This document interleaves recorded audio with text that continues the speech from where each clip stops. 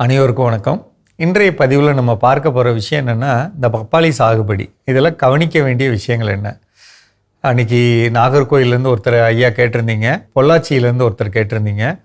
எங்களுக்கு நல்ல விளைச்சல், நல்ல வருமானம் கிடைக்கக்கூடிய பயிர், ஆனால் சரியாக வரமாட்டேங்குது அப்படின்னு ஒரு விஷயம் சொல்லியிருந்தீங்க. பப்பாளியில் சும்மா உங்களுக்கு புரியணுங்கிறதுக்காக ஒன்று சொல்கிறேன். நம்ம வீட்டில் எல்லாம் பப்பாளி மரம் வச்சுருப்பாங்க பார்த்தீங்களா? அதை நீங்கள் ஒரு நிமிஷம் உத்து பார்த்துருக்கீங்களா? எப்போவாவது நீங்கள் அதுக்கு தண்ணி கொடுத்துருக்கீங்களா? எந்த விதமான கவனமும் இருக்காது. ஆனால் பப்பாளி நல்லா காய்க்கும், டேஸ்ட்டாக இருக்கும். ஆனால் நம்ம தோட்டத்தில் வளர்க்குறப்ப மட்டும் ஏன் வரமாட்டேங்குது? அதை நல்லா கவனிக்கிறேங்கிற விதத்தில் அதுக்கு எதிர்ப்பான அல்லது அதை கெடுக்கிற மாதிரி விஷயம் நம்ம எல்லாம் பண்ணுறோம். நீங்கள் எல்லோரும் சொன்ன ஒரு வார்த்தை என்ன? என்கிட்ட போதுமான அளவு தண்ணி இருக்குது. தண்ணி இருக்குங்கிறதுக்காக தண்ணி கொடுக்கக்கூடாதுங்க. அந்த பயிர் தண்ணி இல்லாமல் வளர வேண்டிய பயிர். அதை ஒன்று எழுதி வச்சுக்கோங்க, கேலண்டரில் எழுதி வச்சுக்கோங்க. பப்பாளி தண்ணி குறைவாக கொடுத்து வளர வேண்டிய பயிர். எந்த ஒரு பழமரங்களாக இருந்தாலும், நீங்கள் மார்க்கெட்டுக்கு போகிறீங்கள்ல, பழங்கள் விற்கிறாங்கல்ல, எந்த பழமரமாக இருந்தாலும் தண்ணி குறைவாக இருந்து வளர வேண்டிய பயிர். உங்களுக்கு இவ்வளோ பெரிய மாதுளம்பழம் எங்கேயா வந்திருக்கா? ஏன் மகாராஷ்டிராவில் மட்டும் இவ்வளோ பெரிய மாதுளம்பழம் வருது? அங்கே இருக்கக்கூடிய 3 மாவட்டங்களில் தண்ணியே இருக்காதுங்க. 1400 அடி போர் போட்டு தண்ணி எடுப்பாங்க. அதில் வளர்க்குறதுனால தான் இவ்வளோ பெருசு வருது.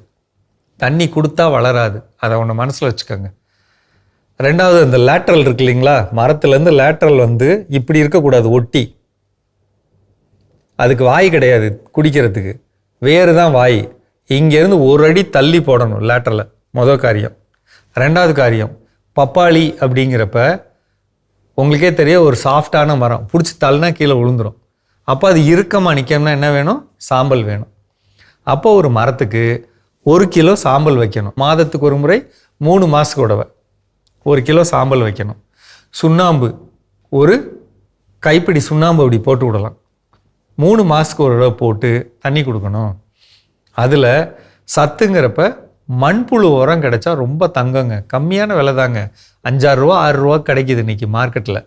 அது நீங்கள் வாங்கி, நான் மொத்தமாக கூட கிடைக்கிறவங்க நம்பர் தரேன், நீங்கள் பேசிக்கங்க. அதை வாங்கி போட்டிங்கன்னா 1 கிலோ வாங்கி போட்டால் கூட நீங்கள் கொடுக்குற காசை அது சம்பாரித்து கொடுத்துரும். அதனால் நீங்கள் நம்ம செலவு பண்ணுறோமே அப்படின்னு பதறக்கூடாது. கொடுங்க, வந்துடும். சரியா? 3. 4வது, இந்த தண்ணீரை முடிஞ்ச அளவுக்கு காலையில் பாய்ச்சணும். நான் தப்பாகவே தண்ணி பாய்ச்சிட்டேன் அப்படின்னாலுமே, பகல் அடிக்கக்கூடிய வெயிலில் தேவையில்லாத ஈரம்லாம் காஞ்சு போயிடும்.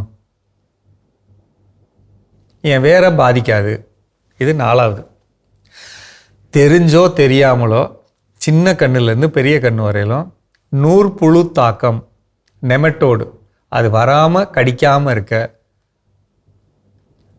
200 லிட்டர் தண்ணியில் ட்ரைகோடர்மா விரிடி அது 1 லிட்டரும், பேசிலோமைசிஸ் அது 1 லிட்டரும் கலந்து. நான் சொன்னது புரியலைன்னா என்னை நம்பரில் கேளுங்க, நான் உங்களுக்கு விளக்கமாக எழுதி தரேன். கிடைக்கிற இடமும் சொல்கிறேன், வாங்கிக்கங்க. ஆனால் கொடுக்காமல் இருக்கக்கூடாது. இது வெறும் 200 ரூபா. கெமிக்கலில் போய் வாங்கினீங்கன்னா 3000 ரூபாய். இது நான் 400 ரூபாய்க்கு சொல்கிறேன். இதை கலந்து வச்சுட்டு 1 லிட்டர் மீனமிலம் கலந்து வைங்க. மரத்துக்கு 1 லிட்டர் ஊற்றி விட்ருங்க. எப்போ? முடிஞ்ச அளவுக்கு மாதம் ஒரு தடவை. இல்லை செலவு அதிகமாக வருதுங்க அப்படின்னா 1 மாதம் விட்டு 1 மாதம். ஆனால் கொடுக்கணும். அப்படி கொடுத்துட்டா தப்பிச்சிருவீங்க. கொடுக்கலைன்னா என்ன ஆகும்னா, சார் பயிர் நல்லா இருந்துச்சு சார், நேத்தோல் நல்லா இருந்துச்சு, இன்றைக்கி பாருங்கள் இலை தொங்குச்சு, கீழே விழுந்துச்சு, செத்து போச்சு. மண்ணில் இருக்கக்கூடிய நூற்புழுங்கிறது உடனடியாக உங்களோட வேரை ஃபுல்லாக கடித்து இல்லாமல் பண்ணி மரத்தில் வேரே எல்லாம் பண்ணிடும். தள்ளி விட்டிங்கன்னா கீழே விழுந்துடும். அது முழுசாக முடிகிறவர்களும் உங்களுக்கு தெரியாது. அதனால் ரொம்ப கவனமாக இருக்கணும். நான் சொன்னது 4 விஷயந்தான் சொல்லியிருக்கேன். ஈஸியான விஷயம், கம்மியான செலவு.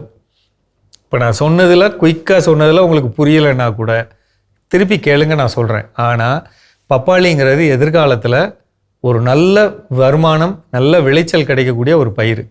பொதுவாக எல்லா மேட்டு நிலங்கள்லையும் கிடைக்கக்கூடிய ஒரு பயிர். நல்லா செய்யுங்க. வாழ்த்துக்கள். மீண்டும் சந்திப்போம்.